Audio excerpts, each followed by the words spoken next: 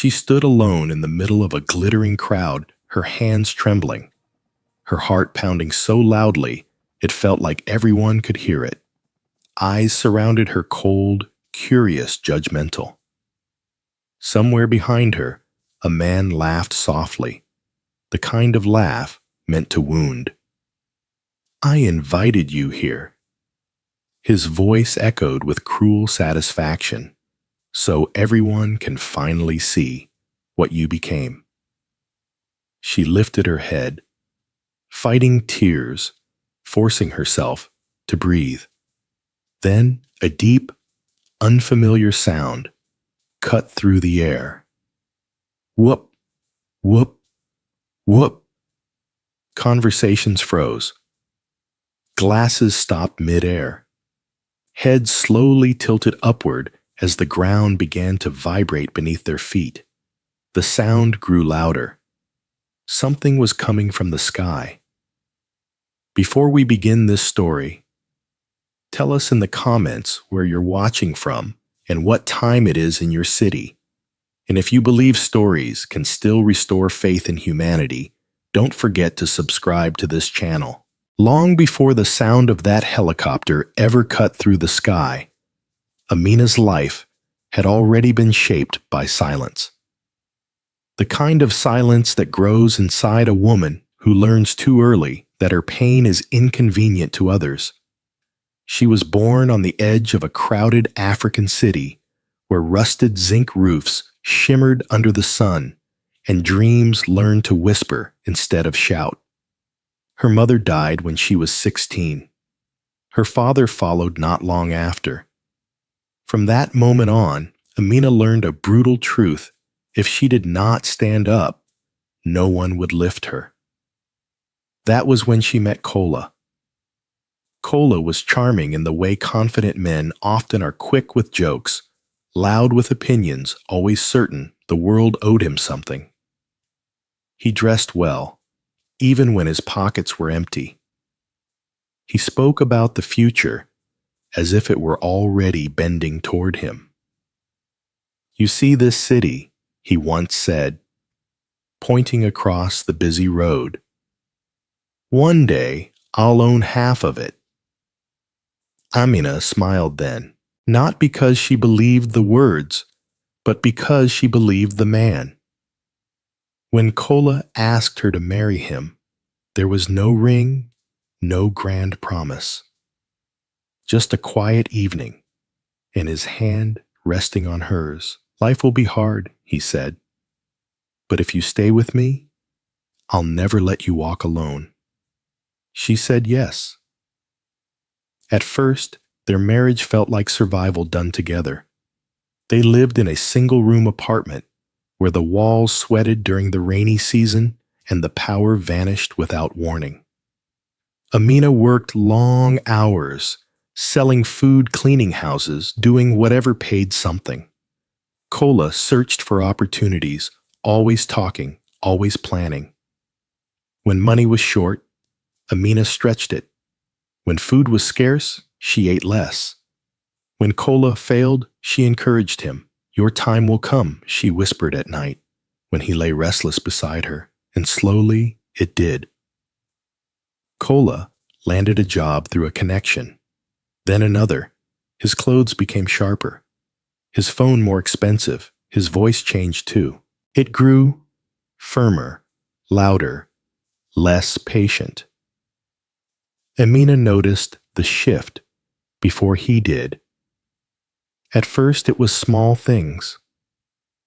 "Why do you dress like that?" he asked one morning, frowning at her simple blouse. "You should look more presentable. People judge." She nodded and changed. Then it became tone. "Can you speak up? Why are you always so quiet? Don't embarrass me in front of my friends." Amina apologized even when she didn't understand the crime. The more Kola rose, the smaller she felt. When they moved into a better house, Amina believed it was a new beginning, but the space between them only widened. Kola began staying out late, coming home with unfamiliar scents clinging to his clothes. His phone never left his hand. When she asked questions, he laughed. "You worry too much," he said. "This is how successful men live." One night, after waiting hours for him to come home, Amina finally spoke the words she had been swallowing for months. "Are you seeing someone else?" Kola looked at her as if she had insulted him. "Do you know who I am now?" he snapped.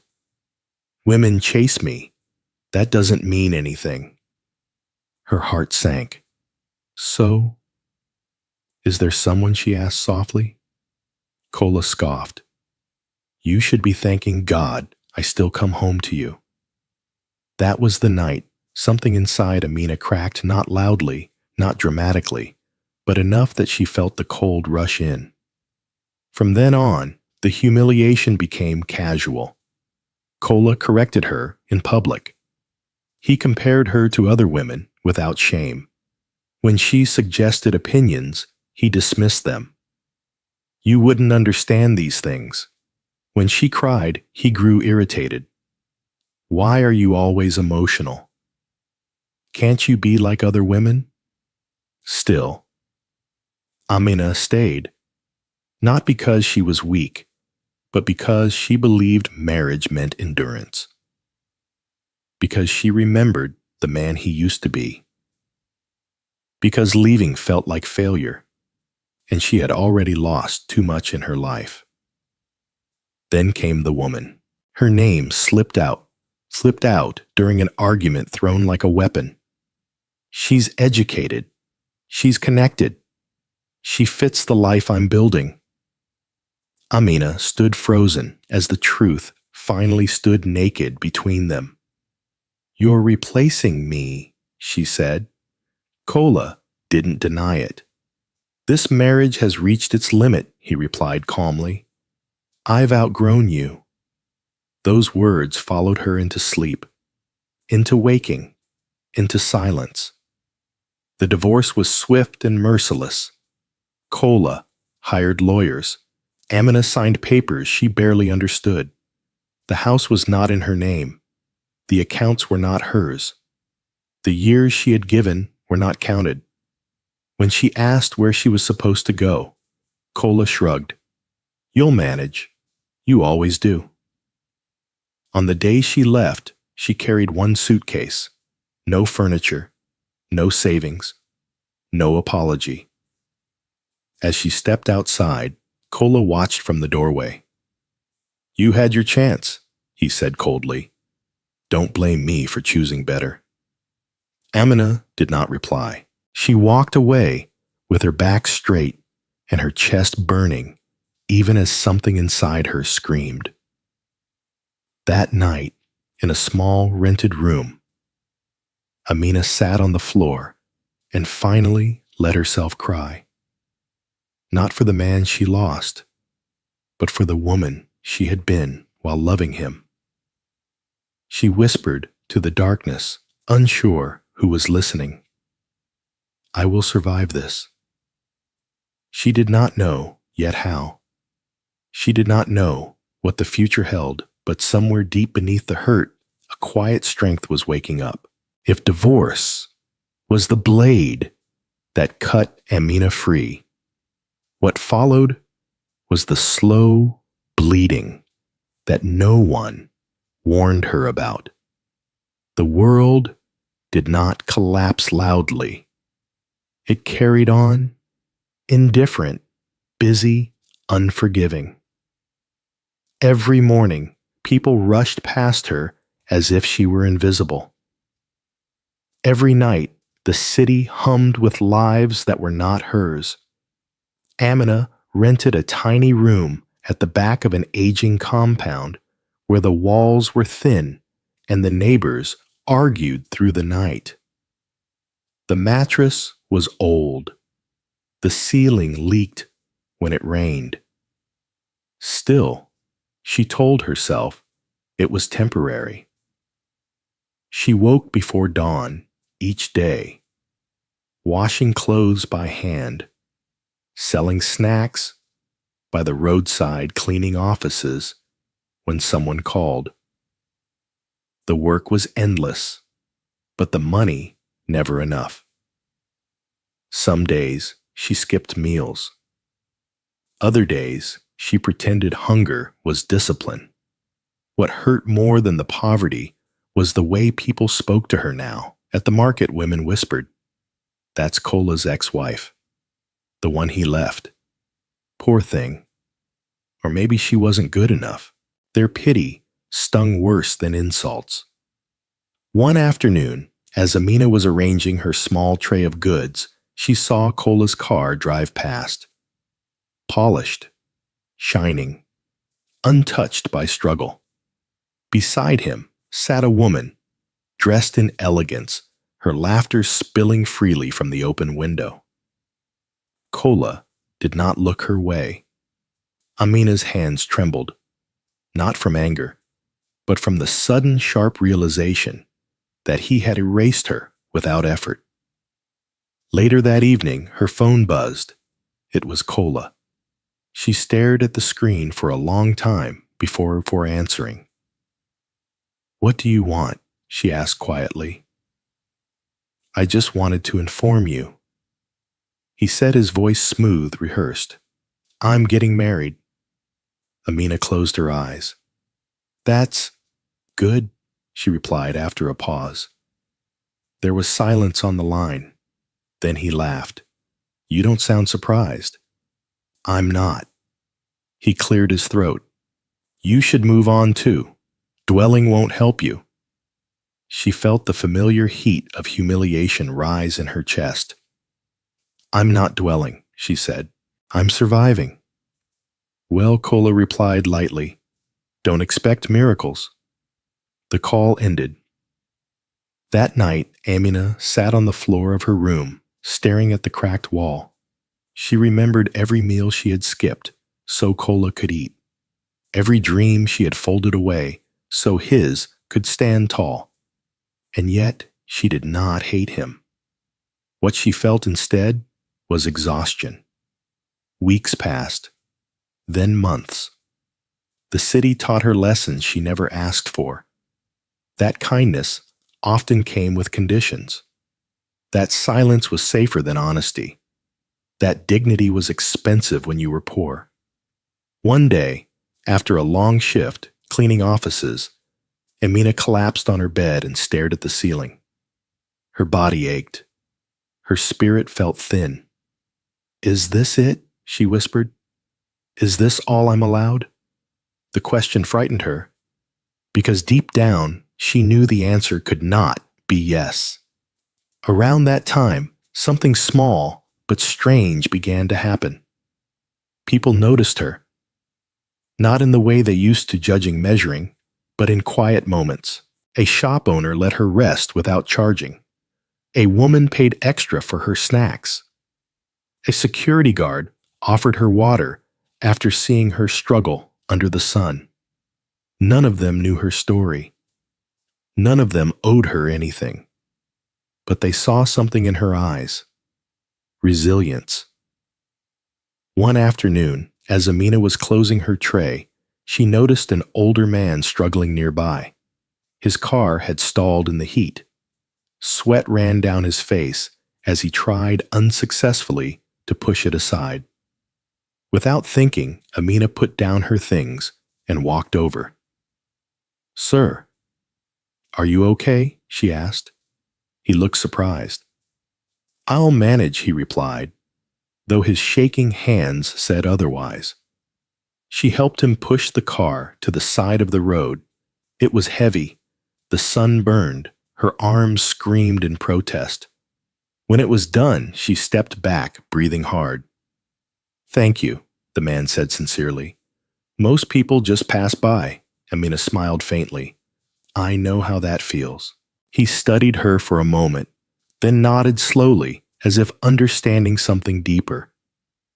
Life did not change overnight after that moment. No doors flew open. No money appeared. But something shifted inside her. Amina began to choose herself quietly. She stopped answering Cola's calls. She stopped explaining her pain to people who enjoyed hearing it. She stopped apologizing for taking up space. She enrolled in a small evening class, paid for in careful installments. She learned new skills. She listened. She asked questions. Every step forward was slow, heavy earned. One evening, after class, rain began to pour unexpectedly. Amina stood under a leaking shelter, clutching her worn bag, wondering how she would get home without getting soaked. That was when she noticed a man standing nearby. He was well dressed, but not flashy. Calm. Observant. He held an umbrella, but wasn't rushing anywhere. Their eyes met briefly. He hesitated, then stepped closer. "You can share this," he said gently, holding out the umbrella. Amina paused. For a moment, pride rose up.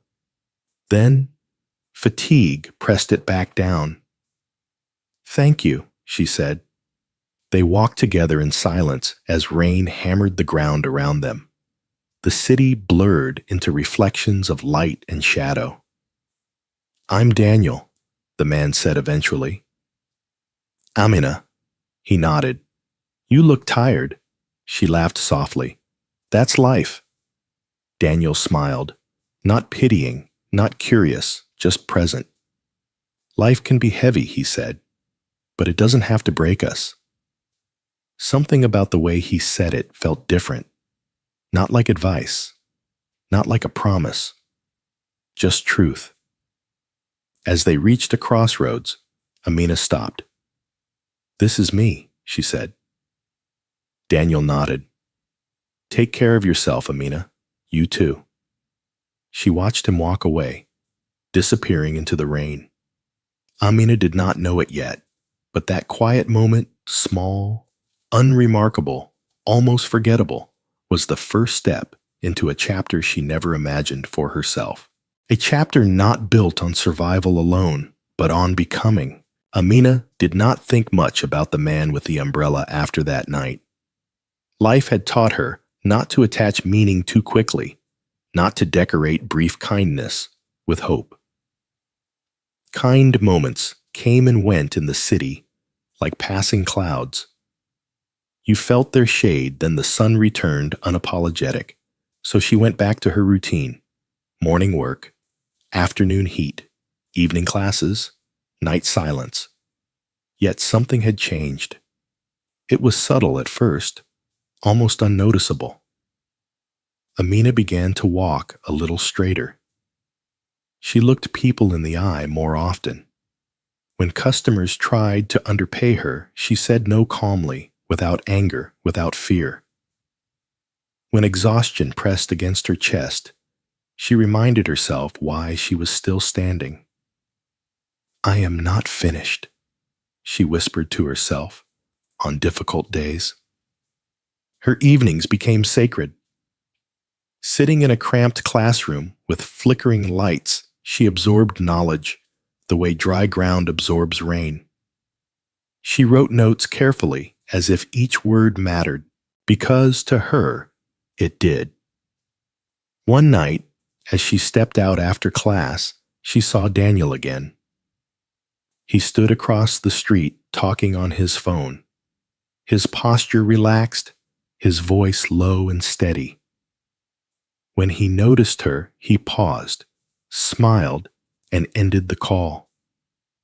"Good evening, Amina," he said, as if they were old acquaintances.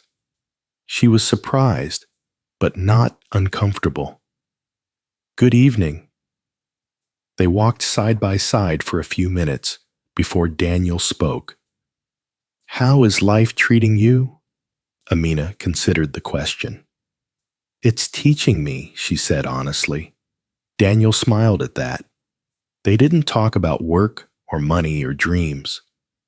They talked about the city, its noise, its contradictions, its strange beauty. about how people learned to be tough, not because they wanted to be, but because softness was punished. Their conversations became a quiet ritual. Sometimes they met after class. Sometimes they crossed paths unexpectedly. Daniel never asked invasive questions. He never rushed her story. He listened, really listened in a way that made Amina feel seen rather than examined. Still, she kept a distance. Trust was a luxury she had paid too much for before. One afternoon, as Amina was packing up her tray, her phone buzzed again. Cola. She stared at the screen, irritation tightening her jaw. She almost ignored it, but something told her this call would not go away. "What is it?" she asked. His voice carried a strange tone smug, almost playful. "I heard you're doing some classes now." Amina froze. "Who told you that?" He laughed lightly. "The city talks." She exhaled slowly. "Why do you care?" "I don't." Cola replied quickly. "I just thought I should warn you." "Warn me about what?" There was a pause. "Don't embarrass yourself. You're not built for big things, Amina. Just be realistic." Her grip tightened around the phone. "I didn't ask for your opinion." Another pause, this one sharper. "You sound different," Cola said. "I am." He scoffed. "Careful. Confidence doesn't suit you." The line went dead. Amina lowered the phone, her chest rising and falling. The old familiar ache tried to return, but this time it found resistance. She did not cry. Instead, she packed her things and went home, repeating one thought over and over. "I survived you." That night, as rain tapped against her window, she thought about Daniel. About the way he spoke to her without measuring her worth. About the calm confidence he carried, not loud, not performative. It scared her, because it reminded her of what respect felt like. Weeks passed. Daniel began inviting her for simple meals, nothing extravagant, nothing public. Just quiet places where conversation flowed easily. He paid without making a show of it. He never reminded her who had more. One evening, as they sat across from each other, Daniel finally asked the question Amina had been expecting and dreading. "Why did your marriage end?" he asked gently. She did not answer right away. When she did, her voice was steady. "I became invisible." Daniel nodded slowly. "That happens when one person grows and forgets who held the roots." She looked at him sharply. "You sound like someone who has seen this before." He smiled faintly. "I've seen people confuse success with superiority." There was a silence, a comfortable one. Then Amina spoke again. "I don't want pity," she said firmly. "I don't want rescue." Daniel met her gaze. "I know," he replied. "I'm not offering either." Something loosened in her chest. At the same time, Cola's life was moving in a very different direction. His upcoming wedding became the talk of his circle. Lavish plans, loud announcements, carefully curated displays of success. He enjoyed the attention, the envy in others' eyes. Yet beneath the surface, something gnawed at him. Amina's silence bothered him. She had disappeared too completely. No begging, no public bitterness, no visible regret. It felt wrong. One evening, over drinks, with friends, someone mentioned her name casually. "She seems calm these days," a man remarked. "I saw her last week. Didn't look broken at all." Cola laughed, too loudly. "Appearances mean nothing," he said. "Some people are good at pretending." But the thought stayed with him. Why wasn't she struggling more? Why wasn't she trying to prove something? That question slowly twisted into something darker. Meanwhile, Amina stood at a crossroads she never expected. Daniel had grown important to her, not as a savior, but as a mirror. Through him, she saw the woman she could become when not shrinking herself for someone else. Still, fear lingered. One evening, she finally voiced it. "I don't want to be humiliated again," she said quietly. "I don't want to love someone who will later look down on me." Daniel reached across the table not to touch her hand, but to stop just short of it. "Then, don't love me?" he said calmly. "Until you're sure." She searched his face for deception and found none. That night, as Amina walked home under a clear sky, she realized something that made her pause. For the first time since her divorce, her future did not feel like something she needed to escape from. It felt like something waiting for her.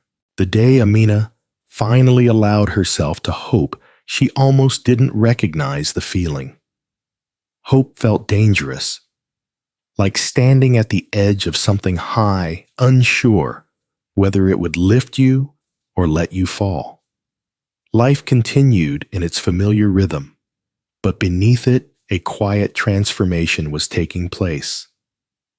Mina's evenings were no longer just about survival. They were about becoming. She studied with focus, practiced new skills late into the night, and slowly built something that felt like direction. Still, the world did not stop testing her. One afternoon, as she returned from class, she found a letter slipped under her door. The envelope was clean formal, the handwriting unfamiliar. She opened it carefully.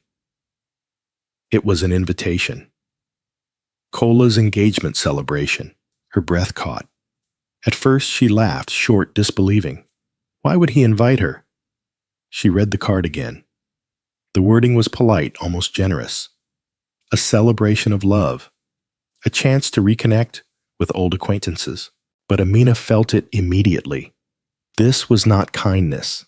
This was theater. She imagined the scene without effort. The stares, the whispers, the subtle comparisons. Cola standing tall beside his new fiancé, proof of his progress, while she stood alone, a living reminder of what he had left behind. Her stomach tightened. For a moment, the old fear crept back in. The voice that told her she was still small, still vulnerable, still exposed. That night, she met Daniel for dinner. He noticed her distraction immediately. "You're somewhere else," he said gently. She hesitated, then handed him the invitation. Daniel read it slowly, his expression unreadable. "You don't have to go," he said finally. "I know," Amina replied. "But if I don't, it feels like he still controls the room I'm standing in." Daniel leaned back, studying her. "What do you want?" he asked. The question lingered.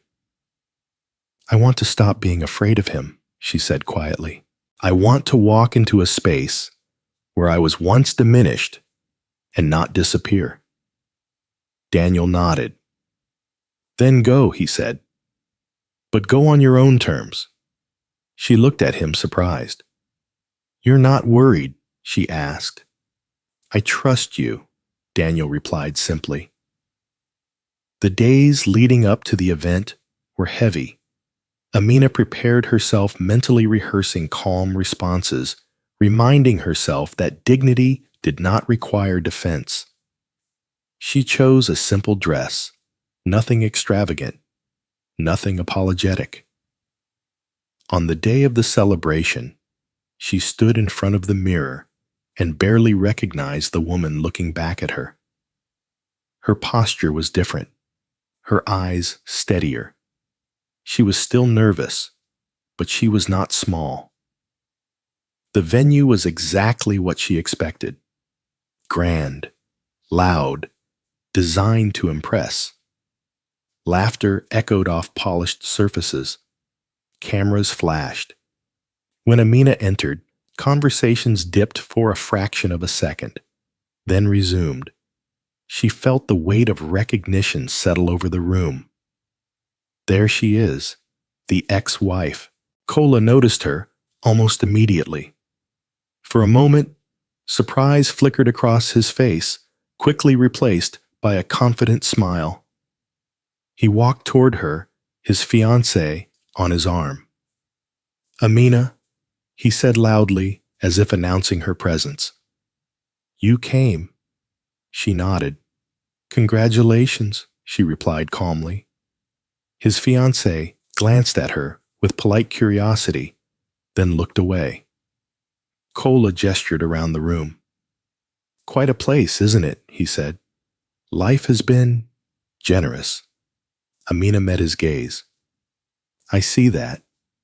He leaned in slightly, lowering his voice. "I'm glad you're doing something," he said. "Not everyone moves on well." She smiled, not bitterly, not defensively. "I moved on the moment I stopped trying to convince you of my worth," she said.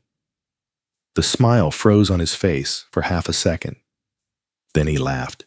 "You've always been dramatic," he replied, but something had shifted.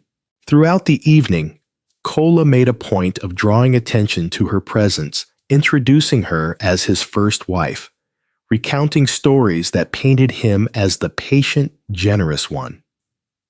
Some guests laughed awkwardly. Others looked uncomfortable. Amina listened without interrupting. She did not correct him. She did not shrink. That alone unsettled him. At one point, a woman approached Amina quietly. "You handled that with grace," she said softly. "I don't think I could have." Amina smiled. "I used to think grace was silence," she replied. "Now I know it's choosing peace." As the night progressed, Kola grew restless. His eyes followed Amina more than his guests. Her calm presence irritated him more than tears ever could have. When she finally excused herself, he followed her outside. "You think you won something tonight?" he asked sharply. Amina turned to face him. "No," she said. "I think I stopped losing." His jaw tightened. "Don't get ideas," he warned. "This is my world now." She looked past him at the city lights stretching into the distance. "It was never your world," she replied. "You just made a lot of noise inside it." She walked away before he could respond. That night, as she lay in bed, exhaustion washed over her, but so did relief. She had faced the past and survived it again. But Kola did not sleep. Amina's composure haunted him. The absence of desperation confused him. He replayed the evening over and over, searching for the moment he had regained control and finding none. She was slipping beyond his reach. That thought angered him. Days later, he made a decision. If subtle humiliation had failed, he would be more deliberate.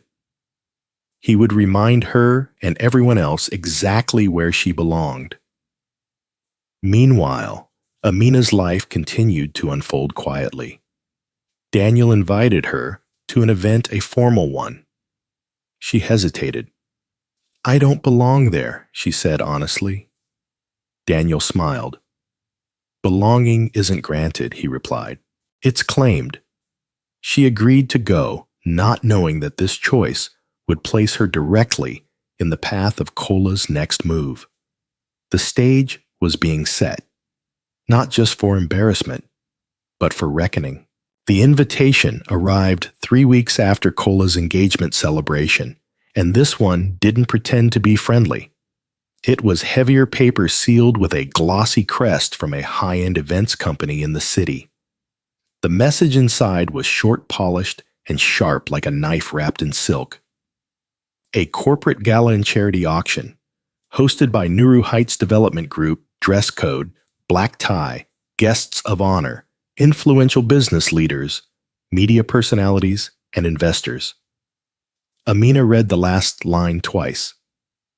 At the bottom, in neat letters, special invitation, extended to Mrs. Amina Adeyemi. Her throat tightened. Adeyemi was still Kola's surname. She hadn't changed it yet, not because she wanted to hold on, but because paperwork cost money she didn't always have. Seeing it printed on an invitation made her feel like she had been pulled backward in time. Then her phone buzzed. Kola. She stared at the screen, already sensing the trap. After a long moment, she answered. Amina? He said brightly, too brightly. You got the invitation.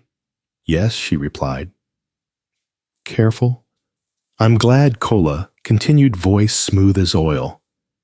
This gala is a big deal. Investors, media, people who matter. I thought you'd want to see what real success looks like.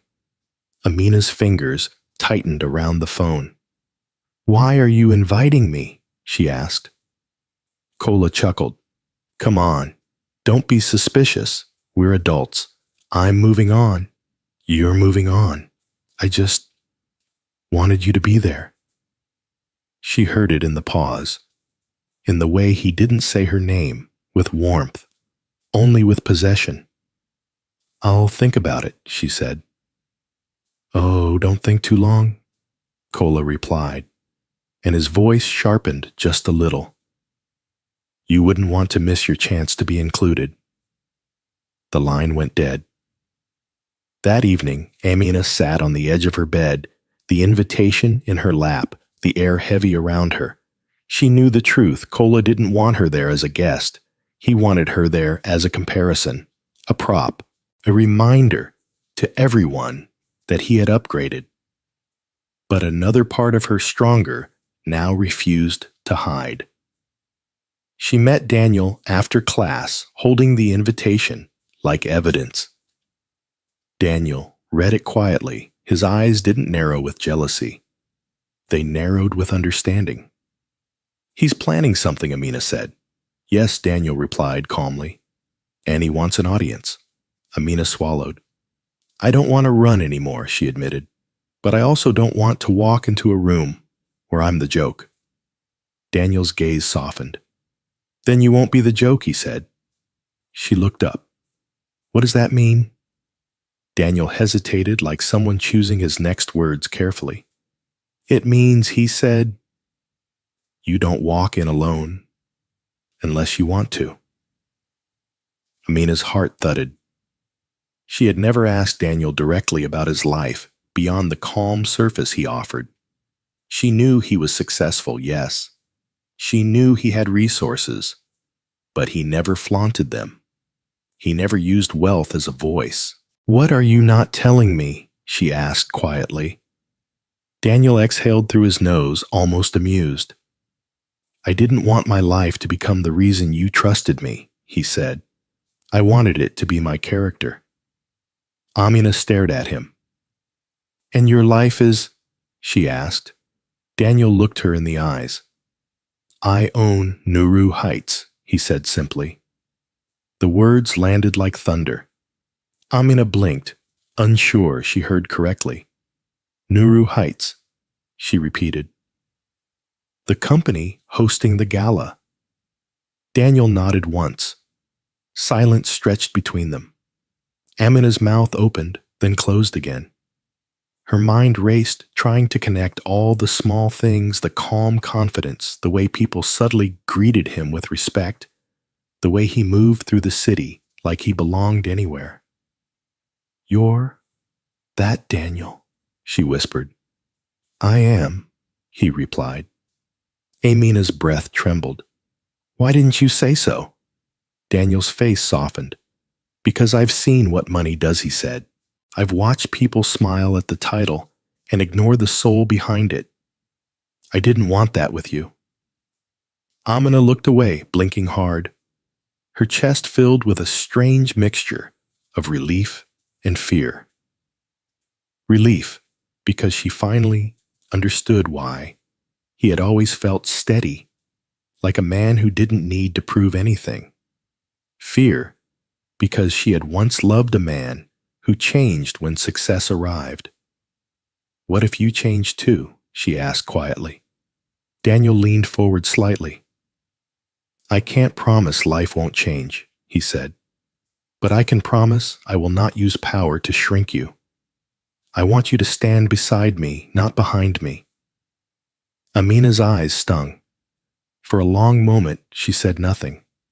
Then she nodded slowly, cautiously, but honestly. "Okay," she whispered. "I'll go to the gala." Daniel nodded. "And I'll come with you," he said. "If you want." Amina swallowed. "Yes," she said, "I want." Over the next days, Amina felt like she was stepping into a life she didn't fully understand. Daniel arranged everything quietly. A dress tailored to her. A stylist who treated her gently, not like a project. Even then, Amina made boundaries clear. "I'm not dressing to impress Kola," she said. "I'm dressing because I respect myself." Daniel's smile had been proud, not possessive. On the evening of the gala, the city shimmered in luxury.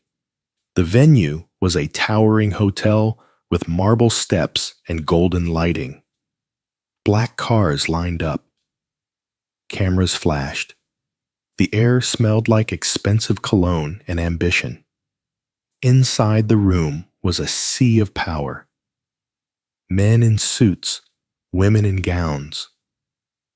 Laughter, polished and careful. Kola stood near the center, his fiancée clinging to his arm, smiling for photos. He looked like a man performing success.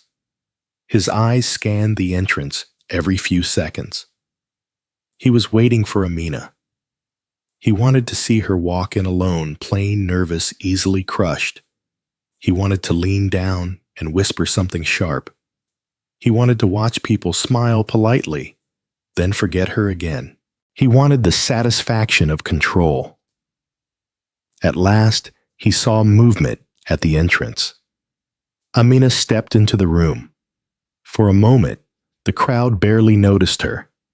Then they did. Not because she was flashy, but because she was composed. Her dress was elegant, tailored, quietly powerful. Her hair was styled simply. Her posture was straight. She did not look like someone begging to be seen. She looked like someone who belonged. Kola's mouth tightened. He started walking toward her, already preparing his smile, already rehearsing his lines. But before he could reach her, a ripple moved through the room. Heads turned toward the entrance again. A sudden hush fell as a tall man stepped into the light, followed by security assistants and a presence so commanding it changed the air. Daniel, the same Daniel who had once shared an umbrella in the rain. But now, his power was visible not through arrogance, but through the way people reacted. Executives stepped aside. Staff straightened. A few important guests whispered his name like prayer. Kola's face drained of color. Daniel walked directly to Amina and offered his arm. Not possessively, not loudly, just with respect. Amina hesitated for only a second before taking it. And in that moment, something in the room shifted. Because the woman Kola wanted to humiliate had not arrived as a leftover. She had arrived as someone chosen. Daniel leaned slightly toward her and spoke softly only for her ears. "Breathe," he said. "You're safe." Amina inhaled, steadying herself. Kola stood frozen watching. His plan had not even begun, and already he could feel it slipping out of his hands. The moment Daniel offered his arm, Amina felt something she hadn't expected: calm. Not pride, not revenge, just calm. The room around them buzzed with low whispers, curiosity spreading like a ripple through still water. Names were murmured, glances sharpened.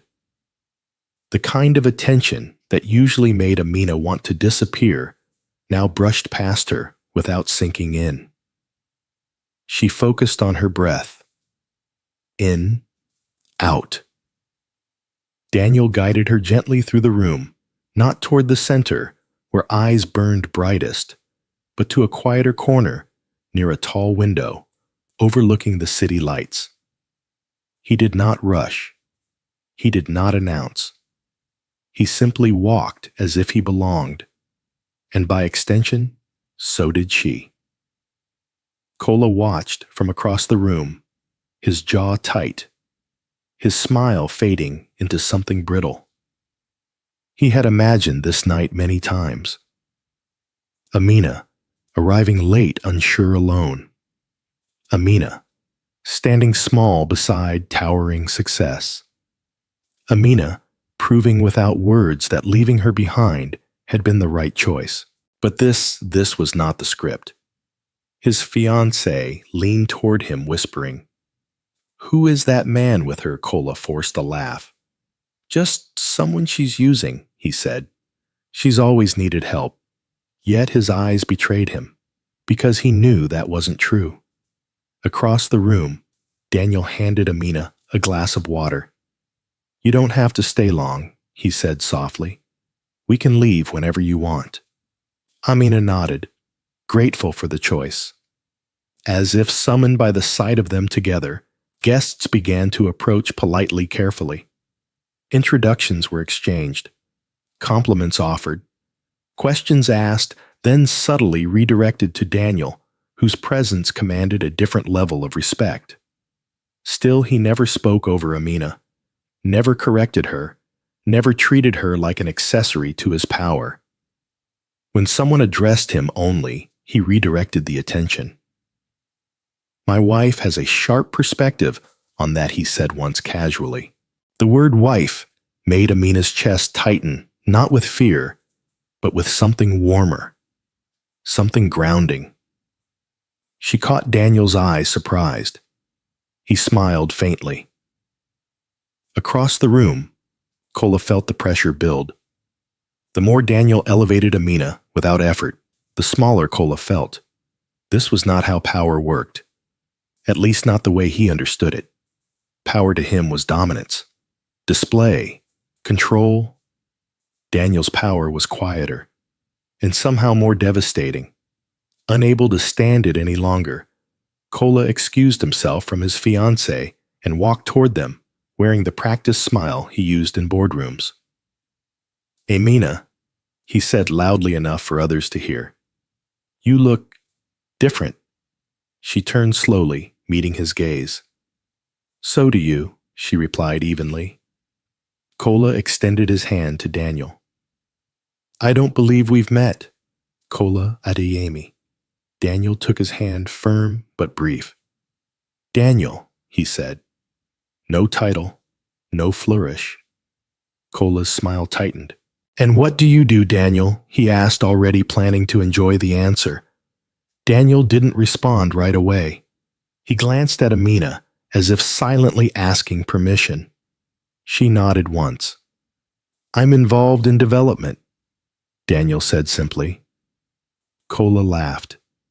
"Everyone is involved in something these days," he replied dismissively. "Well, Amina, I'm glad you could attend. I wanted you to see how far things have come." Amina held his gaze. "I see." "Clearly," she said. There was something in her tone, calm, unprovoked, that unsettled him. Kola leaned in slightly. "You always did like to pretend," he murmured. "Careful. These circles can be unforgiving." Daniel stepped half a pace forward, not threatening, not aggressive, but present. "Amina doesn't pretend," he said quietly.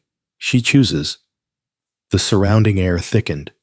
A few guests paused mid-conversation, sensing tension. Kola straightened, forcing another laugh.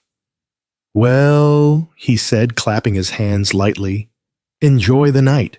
It's meant to celebrate progress." With that, he turned and walked away. Amina released a breath she hadn't realized she was holding. "I'm okay," she said before Daniel could ask. He nodded. "I know." Later that evening, the charity auction began. The host announced donations with flourish, praising generosity and vision. When Daniel's name was called, the room shifted again. Gasps, murmurs, recognition. Amina's heart skipped. So that's when it landed. This wasn't just wealth. This was influence. Daniel rose, acknowledging the applause with a brief nod before sitting back down. He did not look at Kola. He did not look around for approval. Kola, however, sat frozen. Nuru Heights. Daniel. The realization crashed over him, cold and sharp. This was not a coincidence. This was the May hosting the event. The man controlling the room. The man standing beside Amina. Suddenly every word Kola had spoken that night replayed in his mind, mocking, dismissive, careless. The power he thought he had evaporated in the face of something far greater. His fiancée leaned toward him again. "You didn't tell me Daniel was the owner," she whispered, voice tight. Kola swallowed. "I didn't know," he muttered. Her eyes narrowed. "You invited your ex-wife here without knowing who she was coming with." Kola had no answer. As the night wore on, Amina found herself relaxing, laughing softly at something Daniel said, listening, being listened to. The gala became background noise, its purpose fading beneath something more personal. At one point, Daniel excused himself to speak with an associate. Amina stood alone near the window, watching the city lights. She felt a presence beside her. "Kola." "You planned this," he said under his breath. She turned, surprised not by his accusation, but by how little it affected her. "No," she replied calmly. "I lived my life." He scoffed. "You think you won?" he asked bitterly. Amina studied him. The man she once loved. The man she once feared losing, the man who had defined her pain for too long. "I think I healed," she said. His eyes flashed with anger. "Don't fool yourself. Men like him don't choose women like you. For long." Amina didn't flinch. "They don't choose women," she said quietly. "They choose themselves. And then they share space with someone who can stand there too." Daniel returned, then sensing the shift instantly, he placed a hand lightly at Amina's back. Not possessive, just supportive. "Everything all right?" he asked. "Yes," she replied without hesitation. Kola looked between them. Realization finally settling in, not just that he had lost Amina, but that he had never truly had her. She had outgrown the version of him that needed her to stay small. As the gala drew to a close, Daniel leaned toward Amina. "Are you ready to go?" he asked. She nodded. Yes. They walked out together, past cameras, past whispers, past the version of herself that once would have shrunk under all of it. Outside, the night air was cool and steady. Amina exhaled deeply. "I didn't think I could do that," she admitted. Daniel smiled. "You didn't just do it," he said. "You owned it." As the car pulled away, Kola stood inside the glowing venue, surrounded by everything he thought he wanted, and for the first time feeling utterly small. Because the woman he had tried to humiliate had not fought him. She had risen past him, and the reckoning he planned was no longer his to control. In the days after the gala, the city buzzed with whispers. People talked the way they always did. Half-truths passed like currency curiosity dressed as concern. Amina heard fragments of it while standing at the roadside, while waiting in line, while walking home after class. That was her, the woman with Daniel. I heard she used to be married to Kola. Each time, she felt a faint tightening in her chest, not from shame, but from disbelief at how quickly a story could change, depending on who stood beside you. Daniel noticed the shift too. Not in the way people treated him, they had always treated him carefully, but in the way they now looked at Amina. Some smiled too eagerly. Others watched her as if measuring what she was worth now.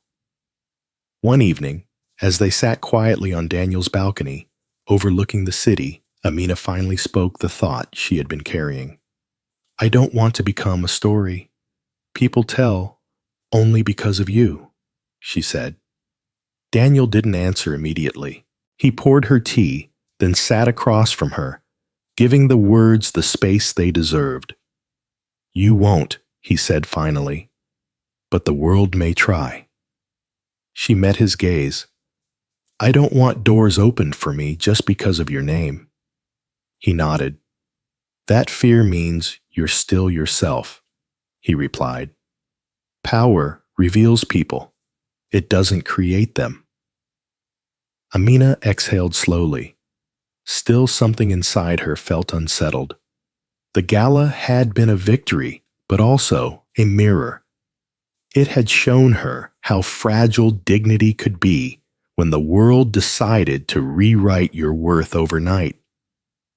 The next test came sooner than she expected.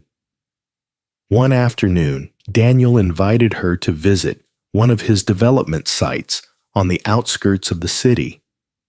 She hesitated. I don't want to be paraded, she said honestly. You won't be, Daniel replied. I want you to see the work, not the title. She agreed. The site was busy, loud, alive with motion. Workers moved with purpose. Supervisors shouted instructions. Dust rose into the hot air. As Daniel greeted people, Amina stayed close, but not hidden.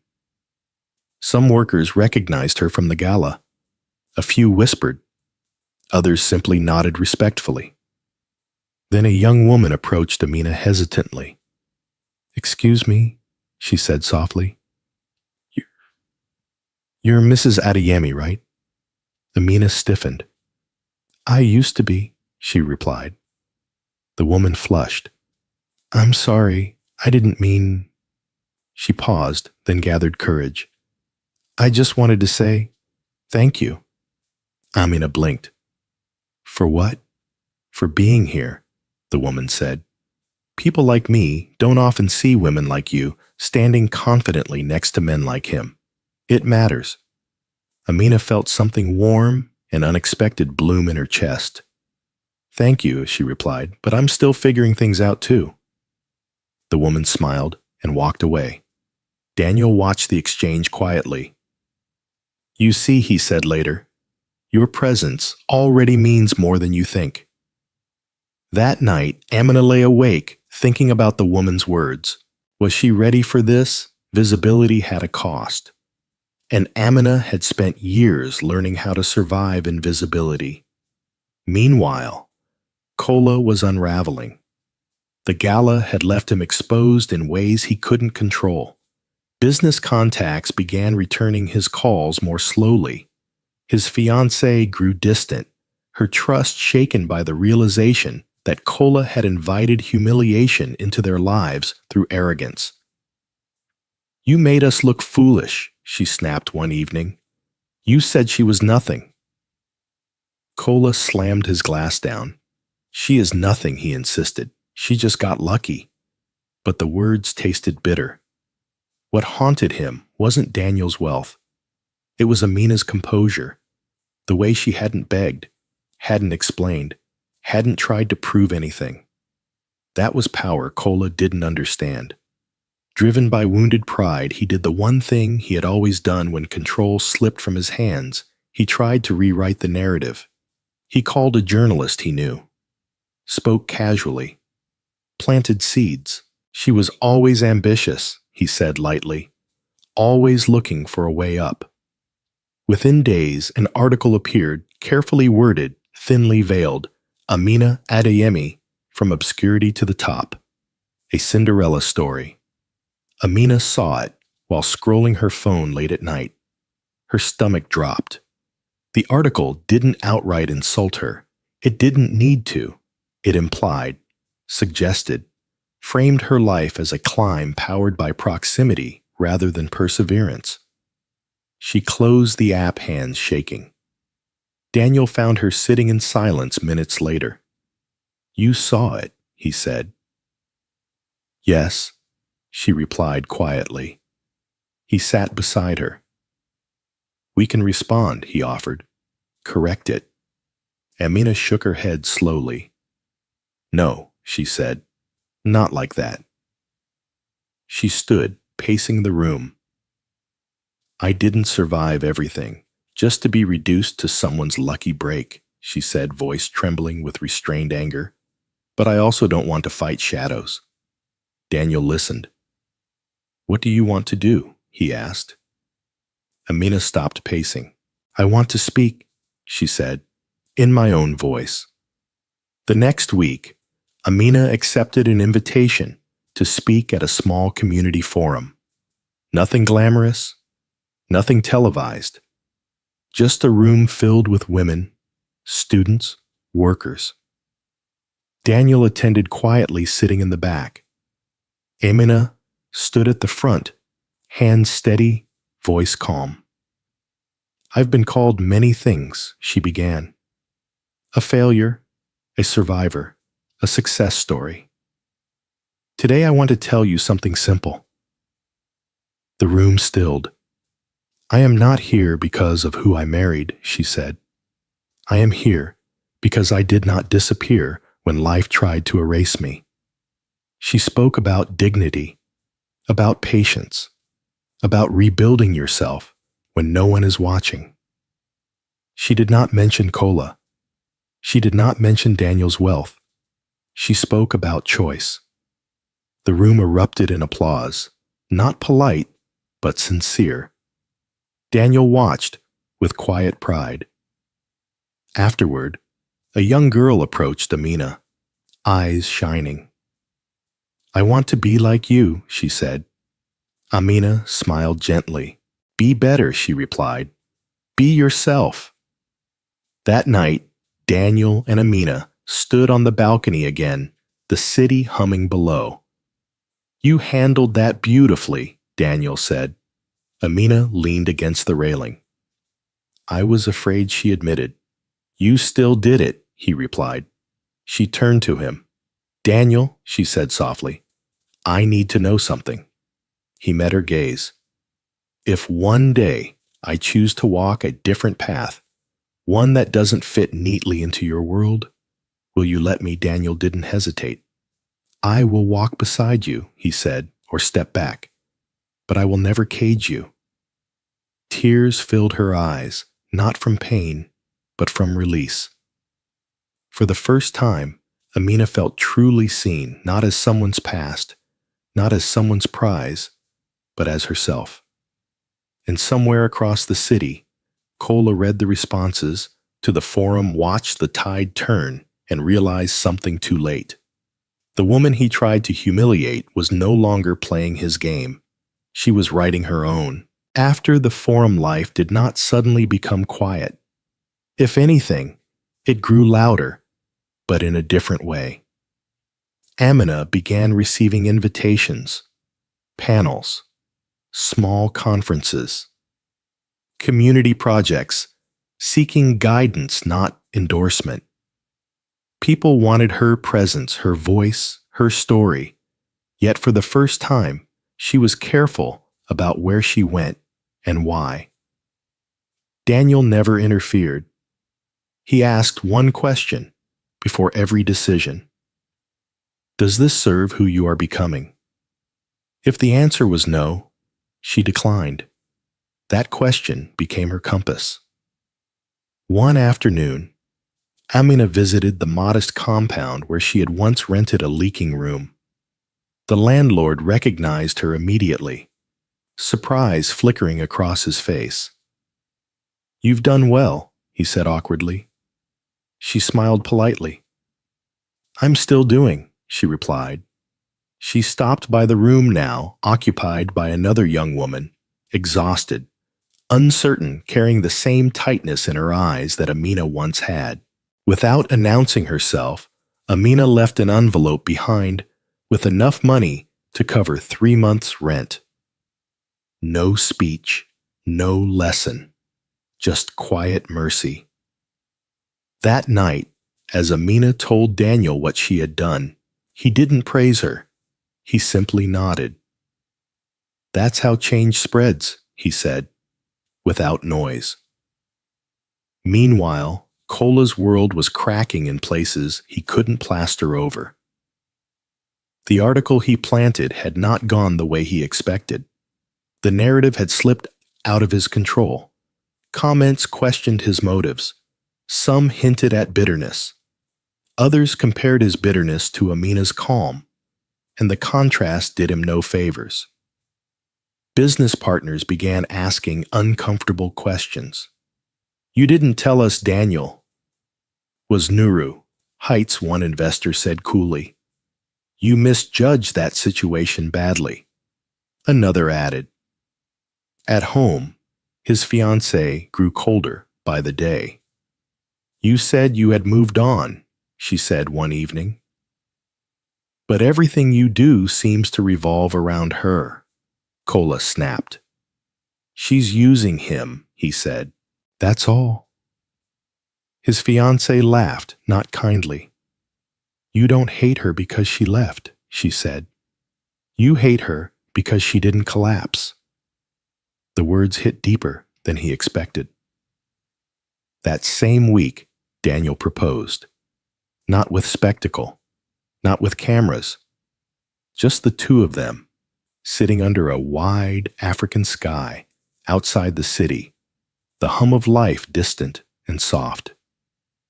"I won't ask you to disappear into my world," Daniel said, holding her hands. "I'm asking if you want to build one with me." Mina didn't answer right away. She thought about the girl who had knelt on cold floors, scrubbing for love. The woman who had walked out with one suitcase and no plan. The silence she had survived. Then she looked at the man in front of her, steady, open, unafraid of her strength. "Yes," she said. Their marriage was simple and intentional. No headlines, no press releases. But the ripples reached far. When Cola found out, he felt something break, not loudly, but completely. His calls to Amina went unanswered. His texts remained unread. And then came the message that pushed him over the edge. Amina and Daniel were sponsoring a major development initiative, housing education, women-led enterprises.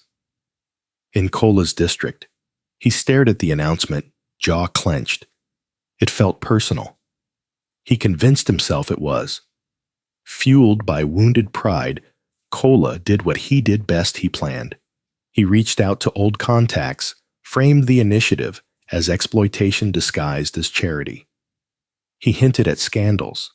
He set a date for a public discussion, a panel meant to question the project's integrity. And then deliberately, he invited Amina. Publicly. He wanted to corner her, to expose her, to force her into defending herself under lights and microphones, to remind her and the world that he could still summon her into uncomfortable spaces. When the invitation reached Amina, she stared at it for a long time. Daniel watched her quietly. This time, he said carefully, "You don't have to go." Amina folded the paper slowly. "I know," she replied, "but this isn't about him anymore." She looked up, her eyes steady.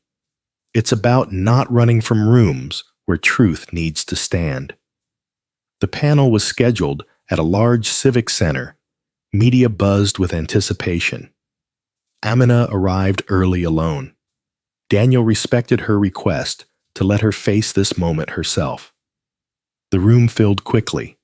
Journalists, community leaders, skeptics. Kola sat at the table, composed, prepared the picture of a righteous concern. When Amina entered, a hush fell. She took her seat across from him. No flinch, no apology. The moderator opened with polite formalities, then turned to Kola. "You've raised concerns about this initiative," he said. "Care to explain?" Kola leaned forward, voice smooth. "We must be careful," he began, "when narratives of redemption distract us from accountability. We should ask what qualifies someone like Amina Adeyemi to lead initiatives of this scale." The implication hung heavy. Amina listened. Then calmly, she spoke. "I'm qualified because I lived the problem," she said, "and I chose not to reproduce it." The room stilled. She didn't raise her voice. She didn't point fingers. "I know what it means to be unseen," she continued, "to be underestimated, to be told your value ends where someone else's begins." She glanced briefly at Kola, then back to the audience. "This initiative isn't about me," she said. "It's about access, dignity, opportunity." Kola shifted in his seat. "But transparency matters," he interjected. "Your proximity to wealth." Amina nodded. "Is not my identity," she finished, "and it never was." The moderator leaned forward. "Do you deny benefiting from your marriage?" he asked. Amina met the question head on. "I won't deny partnership," she said, "but I refuse erasure." Applause broke out slow at first, then building. Kola opened his mouth to respond, but the momentum had shifted. The panel ended with support, not suspicion. As the crowd dispersed, Amina stood gathering her notes. Kola approached, her eyes burning. "You think this ends me," he hissed. Amina looked at him with something close to compassion. "No," she said softly. "You did that yourself." She walked away without looking back. Outside, Daniel waited, not in front of cameras, not seeking attention. When she reached him, he smiled. "You were brilliant," he said. Amina exhaled, shoulders relaxing. "I was honest," she replied. As they drove away, the city lights flickered past. Behind them, Kola stood in the shadows of a room he no longer controlled, finally understanding the cost of mistaking possession for power. Ahead of them, Amina's path stretched open, no longer defined by survival alone, but by purpose. The morning after the panel, Amina woke up with a strange heaviness in her chest. Not fear, not regret, but the quiet after a storm. The kind of silence that arrives when something important has ended, even if life continues. She sat on the edge of the bed, listening to the city wake up. Horns, footsteps, distant voices, ordinary sounds that reminded her the world did not pause for personal victories or defeats. Daniel noticed her stillness. "You okay?" he asked gently. "Yes," Amina replied after a moment. "Just processing." He nodded, understanding more than she said. The panel had done something unexpected. It hadn't just defended the initiative, it had shifted public perception. Media outlets replayed her words. Clips circulated online. Comments poured in, many from women who recognized themselves in her story. She didn't shout. She didn't insult him. She stood there and spoke truth. Amina read some of them quietly, then put her phone down. "I don't want to become addicted to this," she said later, handing the phone to Daniel. "Approval can be another cage." Daniel smiled faintly. "That's wise," he said. While Amina leaned into restraint, Kola spiraled into urgency. The panel had not gone the way he planned. The narrative he wanted to control had slipped again, this time publicly and decisively. Sponsors distanced themselves. Partners requested meetings, formal, stiff, cautious. One afternoon, Kola sat across from two senior executives, their expressions unreadable. "We're concerned about your judgment," one of them said plainly. "Personal matters seem to be interfering with professional ones," the other added. Kola bristled. "This has nothing to do with business," he snapped. The first executive folded his hands. "Perception is business." That sentence followed Kola long after the meeting ended. At home, tension suffocated the air. His fiancée packed silently, her movements clipped and efficient. When he asked what she was doing, she didn't look at him. "I'm leaving for a while," she said. For a while, he scoffed. "Over this?" She turned, then eyes sharp. "Over your obsession," she replied. "I didn't sign up to compete with a woman you divorced." Kola laughed bitterly. "She's manipulating you too." "No," she said calmly. "She's free. You're not." The door closed behind her with a finality that echoed through the apartment. For the first time in years, Kola was alone. And alone, the truth pressed in harder. He tried calling Amina. No answer. He texted, "We need to talk," unread. The rejection ignited something reckless inside him. If he couldn't control the story quietly, he would force it loudly. Days later, invitations circulated across the city. Lavish, impossible to ignore. A high-profile anniversary celebration for Nuru Heights. A night of prestige, influence, cameras, and attached to it, a personal note from Kola to select guests, a reunion of past and present. A chance to honor growth.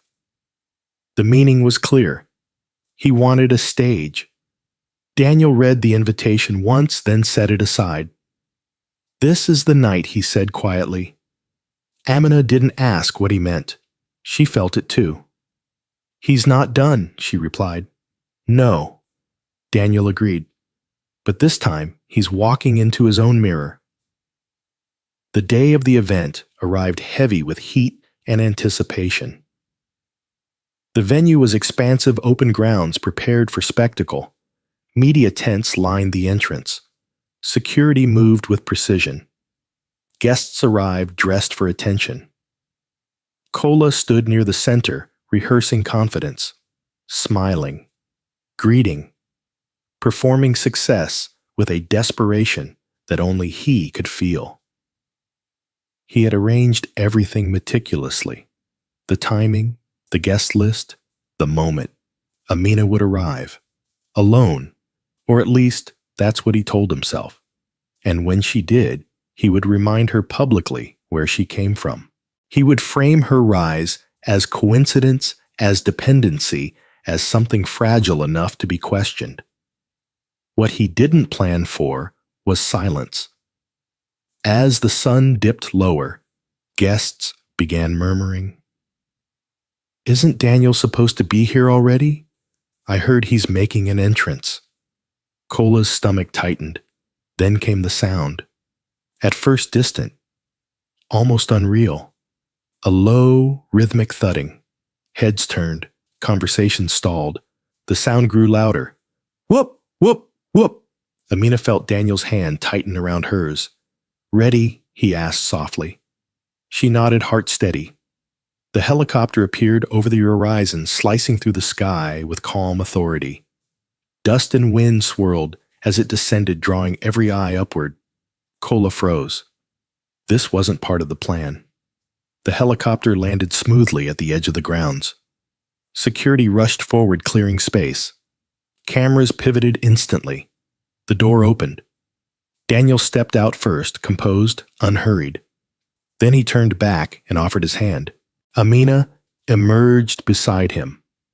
Not rushed, not overwhelmed. She wore elegance, without excess dignity, without armor. Her posture was relaxed, her gaze level. She did not look around for approval. She did not search for Kola. She walked forward as if the ground belonged to her. Gasps rippled through the crowd. Whispers exploded. That's her. That's his wife. That's the woman from the panel. Kola's vision blurred. This was not humiliation. This was erasure. Daniel led Amina toward the center greeting guests with calm familiarity. Applause broke out, not orchestrated, not polite, but spontaneous. Kola tried to speak, to move, to do something. But the room had already chosen its gravity. A microphone was placed in Daniel's hand. He didn't ask for it. He accepted it when offered. Thank you for being here, Daniel said evenly. Tonight is about progress, real progress. The kind that doesn't require stepping on anyone to stand taller. A few people shifted uncomfortably. Daniel glanced at Amina, then back at the crowd. My wife, he continued, has shown me that resilience is not loud. It doesn't beg for recognition. It simply endures and then builds. Applause thundered. Kola felt the heat rise to his face. This was his event, his stage, and yet he had never felt smaller. Amina took the microphone briefly, not to retaliate, not to gloat. Thank you, she said simply, for allowing space where dignity can stand. She handed the microphone back. No speech, no lecture. The message was complete. Kola stepped forward, then desperation overriding pride. This is a performance, he blurted out. A show. Don't be fooled. Silence answered him. Amina turned slowly to face him. For a moment, they looked at each other, the past and the present suspended between them. Then she spoke calmly, clearly. You invited me here to humiliate me, she said, but humiliation requires permission. The crowd inhaled sharply. I don't give mine anymore. Kola opened his mouth, but nothing came out. Because in that moment, the truth stood undeniable. The woman he tried to reduce had risen beyond his reach, not through revenge, not through noise, but through becoming someone he could no longer touch. And as the night continued around him, Kola realized the most painful truth of all. He wasn't losing because she won. He was losing because he never learned how to grow without destroying. The applause faded slowly, but the silence that followed was heavier than any noise. Kola stood frozen in the center of the grounds, surrounded by people, yet utterly alone. Conversations resumed around him in careful tones, but none included him anymore. Eyes that once sought his approval now slid past him, drawn instead to the quiet gravity surrounding Amina and Daniel. For the first time in his life, Kola felt invisible. Amina, on the other hand, felt lighter than she had in years, not because she had won, but because the last thread tying her worth to Kola's opinion had finally snapped. she stood beside Daniel, greeting guests, with gentle nods receiving congratulations that no longer made her chest tighten with disbelief. She accepted them calmly. As the event continued, a senior government official approached Daniel and Amina. "Your wife's words," the man said to Daniel, "they carried weight. This country needs more leadership like that." Daniel glanced at Amina. Pride soft but unmistakable. "She leads herself," he replied. "The rest follows." Amina smiled, humbled but steady. Across the grounds, Kola watched the exchange, his fingers curling into fists. He tried to move closer, but every step felt heavier than the last. When he finally reached the edge of the crowd around them, he heard someone whisper behind him, "That's the man who divorced her, right? Imagine letting someone like that go." The words sliced deeper than insults ever could. Kola turned sharply, anger flashing in his eyes, but the speakers had already turned away, uninterested in his reaction. For years, he had fed on attention, positive or negative. Now, even outrage felt denied. He stumbled back, retreating to the shadows near the bar. A drink appeared in front of him. He didn't remember ordering it. As he lifted the glass, his phone buzzed. A message from his fiancée, now ex. Though the word still felt unreal. "I saw the footage. I hope one day you understand what you lost." Kola's grip tightened until the glass cracked in his hand.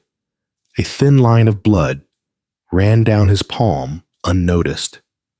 Meanwhile, Amina felt a presence beside her that did not carry tension or expectation. Daniel leaned close. "You did everything you needed to do tonight," he said softly. "If you want to leave, we can." Amina looked around one last time at the lights, the crowd, the man who once defined her pain, now reduced to a distant figure in the dark. "Yes," she said, "I am ready." They walked away together, not in a rush, not in triumph, just two people moving forward. As they reached the car, Amina paused. "Daniel," she said quietly, "thank you for standing with me." He shook his head. "Thank you for letting me," he replied. The car pulled away, leaving the grounds behind. Behind them, Kola remained. Hours passed and the event wound down. Guests departed. Staff dismantled decorations. The grounds grew quiet. Kola sat alone on a bench, jacket, discarded tie, loosened, staring at the empty sky. He replayed every moment of the past months, the invitation, the gala, the panel, the helicopter. He searched for the moment. Things went wrong, but the truth pressed in relentlessly. They hadn't gone wrong. They had simply gone on without him. For the first time, he allowed himself to feel the loss without dressing it up as injustice. He remembered Amina as she once was, laughing softly in their small apartment, folding away her dreams so his could breathe. He had mistaken her silence for weakness. And now, there was nothing left to shout at. Days later, the consequences arrived quietly but firmly. A major contract was suspended pending review. Another partnership dissolved due to reputational concerns. Meetings were postponed indefinitely. Kola's name still carried recognition, but no trust. At home, surrounded by empty rooms, he stared at old photos he hadn't deleted. In one, Amina smiled at the camera, unaware of the future that waited for her. He realized then that he had never truly seen her, not when she was his wife. and not when she stood across from him with calm dignity. Across the city, Amina's life settled into something steady and purposeful. She returned to her studies, continued working with community initiatives. She declined interviews that sought spectacle and accepted invitations that sought substance. One afternoon, while visiting a women's cooperative supported by the Development Initiative, a young woman approached her with tears in her eyes. "They told me I wasn't enough," the woman said, "but you stood there and didn't break. It made me believe I don't have to either." Amina took her hands gently. "You don't have to prove anything," she said. "Just don't disappear." That evening, as Amina and Daniel sat together watching the sun dip below the horizon, Amina felt a quiet sense of completion. Not an ending, but a closing of a door she no longer needed to guard. "Do you ever regret it?" she asked suddenly. "Regret what?" Daniel asked. "Letting him see me rise," she said, giving him the chance to try again. Daniel considered her words. "No," he said, "because you didn't rise against him. You rose beyond him." Amina leaned her head against his shoulder, the weight of the past finally light enough to set down. Somewhere in the city, Kola stared at his phone hovering over Amina's name. He wanted to apologize, to explain, to ask for one last conversation that might soften the truth. But for the first time, he understood something clearly. Some doors do not close with sound. They close with silence. And the silence Amina had chosen was not punishment. It was freedom. Kola did not sleep the night after the helicopter. He lay in his dark apartment, listening to the city breathe, his mind replaying the same images like a wound that refused to close. Amina stepping down with dignity. Daniel's calm presence, the crowd's applause turning against him like a tide. Every time he closed his eyes, he saw her face when she said humiliation requires permission. And for the first time, Kola realized something terrifying. He could not reach her anymore. Not with mockery. Not with money. Not with history. His pride, once a shield, now felt like a cage. By morning, he had made a decision, one that came from desperation rather than wisdom. If he couldn't control her, he would damage her. He called a friend who worked in media and spoke with the casual cruelty of a man pretending it was all harmless conversation. "She's acting like a saint now," he said, "but you know how women like that climb. Someone should dig into her past." The friend hesitated. "Kola, you're playing with fire." "Daniel isn't—" "I'm not scared of him," Kola interrupted quickly, though his voice betrayed the lie. "Just do what I said." Within days, rumors began to spread. Again, whispers in office corridors, vague posts online, subtle insinuations dressed as questions. Where did she really come from? What did she do to get him? Is she truly qualified? Amina noticed it, of course.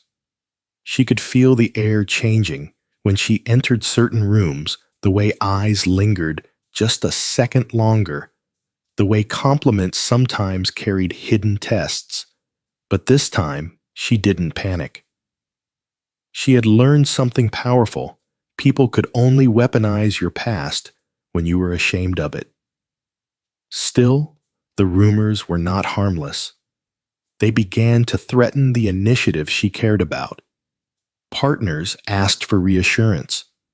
Some donors grew cautious. Daniel called a meeting with senior staff. The atmosphere in the boardroom was tense. "We need to protect the initiative," one executive said carefully. "And to do that, we need to manage perception. Amina sat quietly at the end of the table listening. Her fingers rested gently on her notebook, but her mind was sharp. Daniel looked around the room. "We will not sacrifice truth for comfort," he said firmly. Amina finally spoke. "This isn't about my reputation," she said softly. "It's about whether people believe a woman who suffered can lead." The room stilled. A senior advisor cleared his throat. "With respect, madam, it's both," he said. "Your name is tied to the project now. If this becomes scandal," Amina raised a hand calmly. "There is no scandal," she said. "There's only a man desperate to rewrite a story he no longer owns." Daniel's gaze hardened.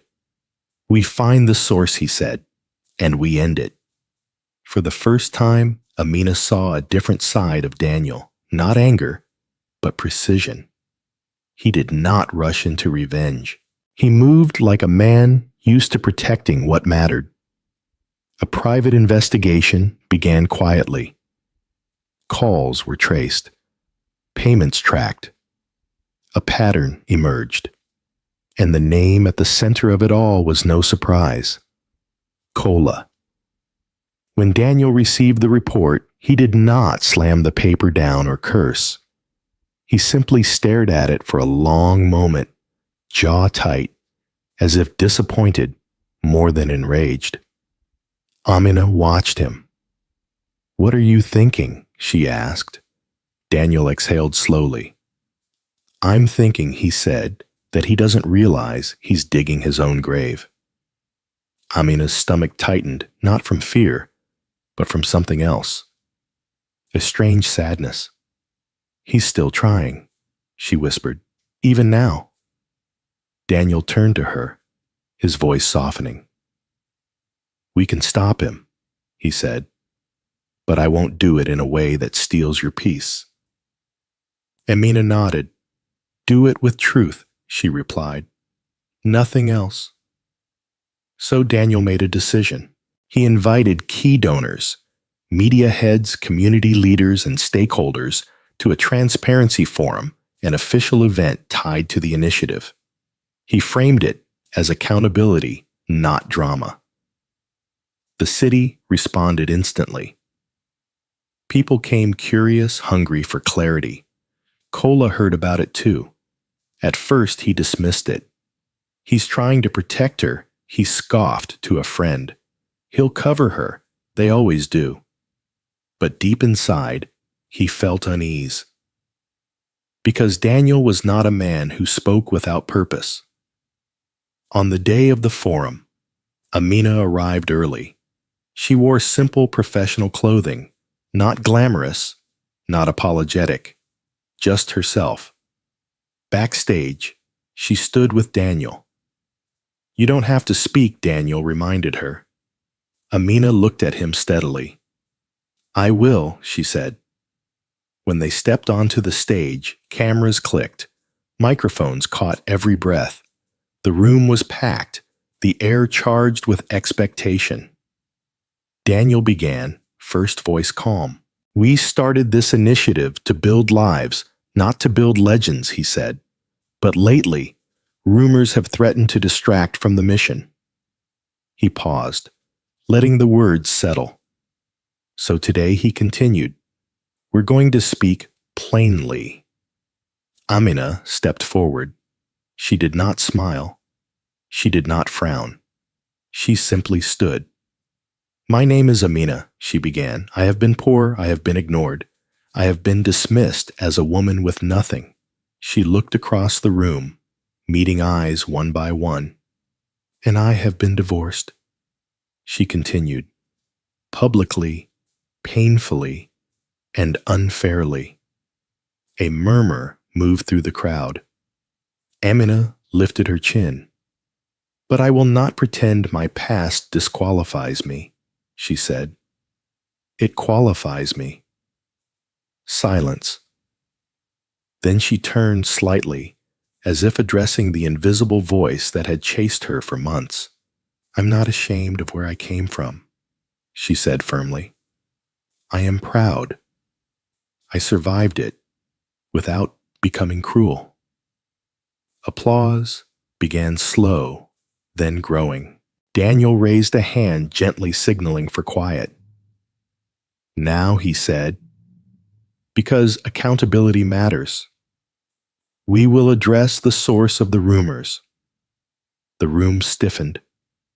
Daniel looked straight into the cameras. We have evidence, he said, that a coordinated smear campaign was funded to damage this initiative and my wife's name. A ripple of shock ran through the audience. Amina felt her pulse quicken, but her posture remained steady. Daniel continued, voice even. We are not here to embarrass anyone, he said. We are here to end distraction. Then he said the name, Kola Adeyemi. The room erupted into stunned whispers. Some faces turned sharp with recognition. Others leaned forward, hungry for confirmation. Amina didn't move. She simply stood there, calm as stone. Daniel didn't add insults. He didn't dramatize. He only said one sentence that cut deeper than any shouting match could. When someone cannot rise, they try to pull others down. The applause that followed was not celebration, it was agreement. Later, outside the venue, reporters tried to corner Amina. Do you hate him? Someone shouted. Amina paused, then answered quietly. No, she said. I outgrew him. As she walked away, Daniel beside her, Kola watched the footage on his phone in his dark apartment, his heart pounding. For the first time, he realized he wasn't fighting Amina anymore. He was fighting consequences. And consequences were never impressed by pride. The day Daniel said Kola's name on stage, the city's gossip turned into something heavier. Rumors became headlines. Whispers became questions. And questions began to demand answers from places Kola could no longer hide. By evening, Kola's phone rang non-stop. Business associates, friends, people who used to laugh at his jokes and call him boss. Now, their voices carried distance, polite, cold, cautious. Kola, we need to talk. Kola, I can't be associated with this. Kola, was it true? He ignored most of them at first, pacing his apartment like a trapped animal, replaying Daniel's words with fury. When someone cannot rise, they try to pull others down. He wanted to shout, to deny, to argue that he had only been warning people, only protecting the public. But the truth had teeth. And the evidence Daniel mentioned was already moving behind the scenes. That night, Kola's former fiancée called him once, just once. What have you done? She asked, voice flat. Kola laughed bitterly. You too. You're calling to accuse me now? There was silence on the line, long enough for him to hear her breathing. I'm calling, she said quietly, to tell you I'm done with you, completely. Kola's stomach dropped. You're leaving me because of her, he snapped. No, she replied. I'm leaving you because of you. The call ended. Kola stared at the phone as if it had betrayed him. At that moment, something inside him cracked, not into humility, but into panic. He drove out late that night, the city lights blurring through his windshield. He ended up at an old friend's house, someone who owed him favors. They sat in a dim living room with a fan humming overhead. I need you to help me fix this, Kola said urgently. His friend frowned. This isn't a small thing, Kola. People are saying Daniel has receipts. Kola's eyes burned. Then we change the story, he snapped. We make it look like Daniel is abusing power, that he's trying to silence me. His friend leaned back, and Amina Kola's jaw clenched.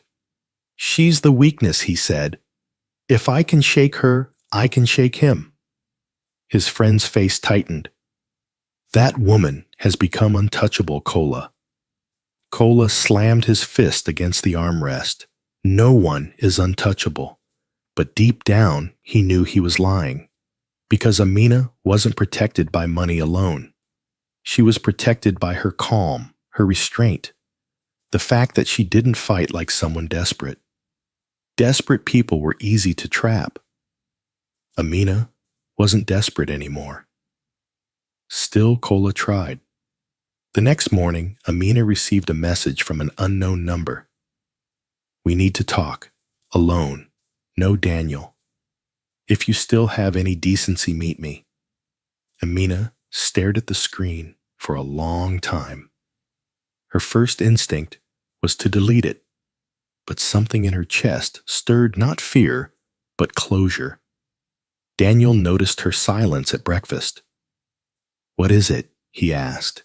Amina handed him the phone. Daniel read the message, his expression tightening. You don't owe him anything. He said. I know, Amina replied, but I want to see his face when he realizes he can't move me anymore. Daniel studied her carefully. Do you want me there? He asked. Amina shook her head. I want to do this myself, she said, but I want it safe. Daniel nodded. Then it will be, he said. They agreed on a public place, a cafe inside a busy hotel lobby, cameras, security, people. Kola arrived first, wearing dark glasses, his body tense. He looked smaller than Amina remembered, not physically, but in presence, like a man trying to carry a crown that no longer fit. When Amina walked in, people noticed. Not with gossip this time, but with curiosity mixed with respect. She sat across from Kola without greeting him. Kola removed his glasses slowly, revealing eyes red from sleeplessness. You've ruined me, he said immediately. Amina blinked once. I didn't ruin you, she replied calmly. I stopped protecting your image. Kola leaned forward, voice shaking. You and Daniel, you're trying to destroy me. Amina's eyes stayed steady. No, she said. You destroyed yourself when you decided my dignity was a game. Kola's jaw clenched. You think you're better than me now, he hissed. Amina tilted her head slightly. I think I'm free, she said. For a moment, Kola's face shifted.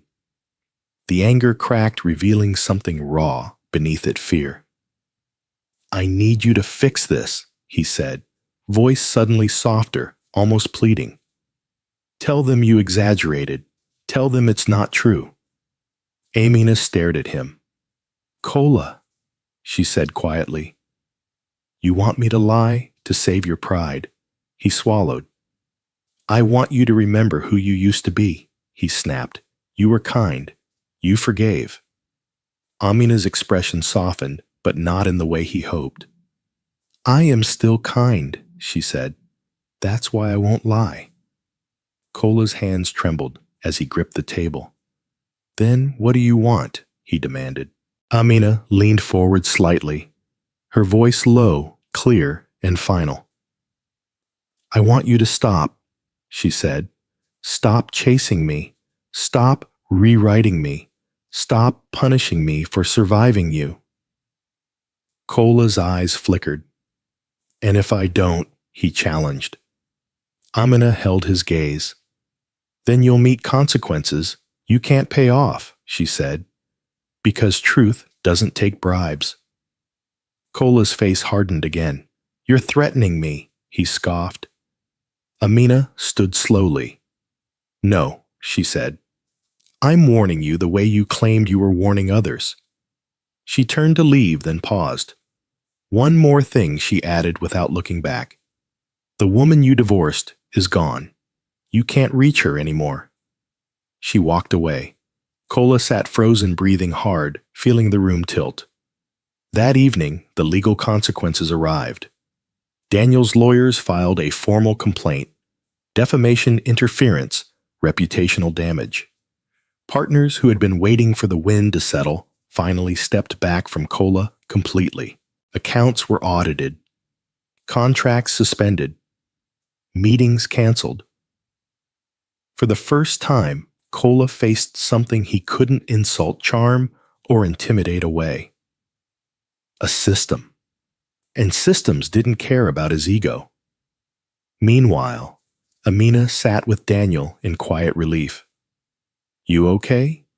Daniel asked. Amina nodded, though her eyes held a hint of sadness. "He looked broken," she admitted. Daniel's voice softened. "He's meeting himself," he said. "That's what happens when someone spends years running from accountability." Amina leaned back, staring at the ceiling. "I don't hate him," she whispered. Daniel took her hand. "You don't have to," he said, "but you also don't have to carry him." In the darkness of his apartment, Kola stared at the court documents and felt the last illusion crumble. He had invited Amina to humiliate her. Now, his own actions had built a stage he couldn't walk off. And the worst part? The crowd wasn't laughing. They were leaving. The court documents sat on Kola's table, like a verdict already spoken. He didn't open them right away. For hours, he paced his apartment, running his hands through his hair, replaying every decision that had led him here. The invitations, the jokes, the smears disguised as concern. The moment he convinced himself that humiliating Amina would somehow restore his power. Instead, it had exposed how little of it he ever truly had. When he finally sat down and read the language, was cold, precise, unforgiving. Defamation, interference, damages, dates, evidence, names, no insults, no emotion, just consequence. For the first time, Kola felt something unfamiliar and deeply unsettling irrelevance. Not hatred, not even anger from others, just the quiet realization that the world was moving on without him. Across the city, Amina woke up to a gentler morning. Sunlight filtered through the curtains. The air felt lighter. She sat at the edge of the bed, listening to birds she rarely noticed before. For once, her first thought was not about defending herself or bracing for attack. It was about what came next. She met Daniel in the kitchen where he was pouring coffee. "You slept," he said, noticing the ease in her posture. "I did," she replied softly, "for the first time in a long while." Daniel smiled. That day, Amina returned to the women's cooperative. The space buzzed with quiet productivity, machines humming voices, laughing hands working. The women greeted her warmly, not as a symbol, not as someone elevated beyond them, but as someone who understood. Amina sat among them, listening to their plans, their worries, their hopes. One woman spoke up hesitantly. "People talk about you like you're untouchable now," she said, "like nothing can hurt you." Amina shook her head gently. "That's not true," she replied. "I still feel pain. I just don't let it decide for me anymore." The woman nodded, relief crossing her face. Meanwhile, Kola's world continued to shrink. Calls went unanswered, Meetings canceled. His name, once spoken with admiration, now carried discomfort. Some avoided him entirely. Others offered rehearsed sympathy, the kind that felt more like distance. He showed up at his office one afternoon to find his access temporarily suspended pending investigation. Temporary. The word felt permanent. Kola drove aimlessly afterward, the city that once celebrated him, now indifferent to his presence. He passed places he used to frequent, restaurants, lounges, offices, each one a reminder of how easily status could evaporate when stripped of trust. That night, alone in his apartment, he opened an old box he hadn't touched in years. Inside were photographs. Him and Amina in their early days, smiling, leaning into each other, hopeful. He stared at one picture for a long time, Amina laughing, unaware of the man he would become. The weight of it pressed into his chest. For the first time, he allowed himself to ask a question he had avoided for years. When did I decide that love was something to dominate instead of protect? There was no answer, only regret. Days later, the hearing date was set. Media attention followed, not loud, but steady. This wasn't scandal. It was accountability. Kola watched the coverage alone, his face reflected in the dark screen. Across town, Daniel reviewed documents with his legal team, methodical and focused. When the meeting ended, he found Amina standing by the window, thoughtful. "You don't seem relieved," he observed. "I am," she replied, "but relief doesn't erase history." Daniel stepped closer. "Do you want to say something to him?" he asked. Before this goes further, Amina considered the question carefully. "No," she said at last. "He's already heard everything he needs to. Any more words would be for him, not for me." Daniel nodded, respecting the choice. As the days passed, something unexpected happened. Kola stopped fighting. Not publicly, not dramatically. He didn't issue statements or attempt last-minute manipulations. He withdrew quietly, visibly smaller each day. When the hearing came, he arrived alone. Amina did not attend. She didn't need to. The facts spoke, the evidence stood. The system moved forward. Kola accepted a settlement that cost him more than money. It cost him credibility, influence, the illusion of control. When it was over, he walked out of the building unnoticed. No cameras chased him. No crowd waited. Just silence. That silence followed him home. Weeks later, Amina received a message she didn't expect. It was short, simple. "I'm sorry. I won't contact you again." No explanations. No excuses. No demands. Amina stared at the screen for a long moment, then set the phone down. She didn't reply. Not out of cruelty, but because she finally understood something important. Closure does not always require conversation.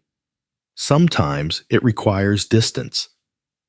That evening, Amina and Daniel attended a small community celebration. Nothing formal. Children ran between tables. Music played softly. Food was shared freely. At one point, Daniel watched Amina laugh with a group of women.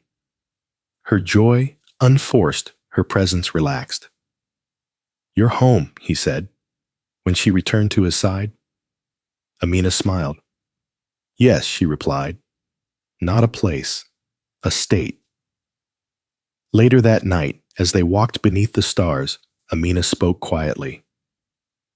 "I used to think the best revenge was proving someone wrong," she said. "Now I think it's living so fully, they no longer recognize the world you're in." Daniel took her hand. "You didn't just survive," he said. "You transformed." Amina looked up at the sky, breathing deeply. Somewhere else in the city, Kola packed up his apartment. Boxes stacked near the door, the walls bare. He paused, once looking around the empty space, then picked up his keys and left. No audience, no applause, no one to blame. Just the weight of his own choices. And for the first time, Amina was not part of that story anymore. She had stepped beyond it.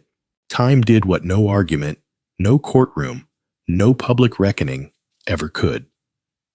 It settled. Months passed, and with each one, Amina felt the last echoes of her old life fade into something distant and small. Not erased, just no longer sharp enough to cut. Her days found a new rhythm. Mornings spent reviewing proposals for women-led cooperatives. Afternoons visiting communities where children ran barefoot and hopeful, where mothers spoke with cautious optimism instead of resignation. Evenings filled with quiet conversations, shared meals and laughter that no longer felt borrowed from courage. She had not become untouchable. She had become grounded. One afternoon, Amina stood at the edge of a newly completed housing project, rows of modest, sturdy homes built for families who had lived too long without stability. A woman approached her slowly, holding a baby on her hip. "I used to think dignity was something rich people owned," the woman said softly. "But you showed me it can be built." Amina smiled, emotion rising in her chest. "No," she replied gently. "You showed yourself. I just stood nearby." That night, Amina and Daniel sat on their balcony watching the city, lights flicker on one by one. The noise below felt distant now, not overwhelming, not demanding. "Do you ever miss who you were?" Daniel asked quietly. Amina considered the question. "I honor her," she said, "but I don't miss her." Daniel nodded. "Because she carried you here." "Yes," Amina replied, "and now she can rest." Across the city, and eventually far beyond it, Kola began a different life. Not a glamorous one. A smaller apartment, a quieter routine, a job that didn't come with applause or influence. People didn't recognize him anymore, and for the first time, no one cared what he thought. At first, the silence felt like punishment. Then slowly it became a teacher. He learned what it meant to sit with his own thoughts, to confront regret without dressing it up as injustice, to realize that power taken from others never lasts. Sometimes he saw Amina's name in the news attached to initiatives and drama. He never read the articles fully. He didn't need to. The lesson had already been delivered. One evening, as Amina prepared for bed, she paused in front of the mirror. She studied her reflection, not searching for flaws, not rehearsing strength, just seeing. She remembered the woman who once knelt emotionally, waiting for someone else's approval to stand. She remembered the fear, the hunger, the nights of doubt. And she felt no anger toward that woman, only gratitude. Daniel joined her quietly. "You okay?" he asked. Amina nodded. "I was just thinking," she said, "about how close I came to believing I deserved less." Daniel took her hand. "You never did," he said. She smiled. "I know that now." The next morning, Amina stood before a group of young women at a training center. No cameras, no stage lights, just rows of eager faces. "I won't tell you that life will be fair," she said. "It won't." She paused, letting the truth land. "But I will tell you this, no one gets to decide your worth and keep it forever." At some point, you have to take it back. A young woman raised her hand. What if they try to humiliate you? She asked. Amina smiled gently. Then let them, she replied. Humiliation only works when you believe the lie behind it. The room fell silent, absorbing the words. That evening, as the sun dipped below the horizon, Amina walked hand in hand with Daniel through their neighborhood. The air was warm. The future felt open, not perfect, but honest. She had not arrived by helicopter that night to humiliate anyone. She had arrived to reclaim herself. And that made all the difference. Life has a quiet way of revealing truth. Those who try to rise by stepping on others eventually fall under the weight of their own actions. Those who endure with dignity, who refuse to become cruel in order to survive, often rise in ways no one can take from them. So, here is the question for you.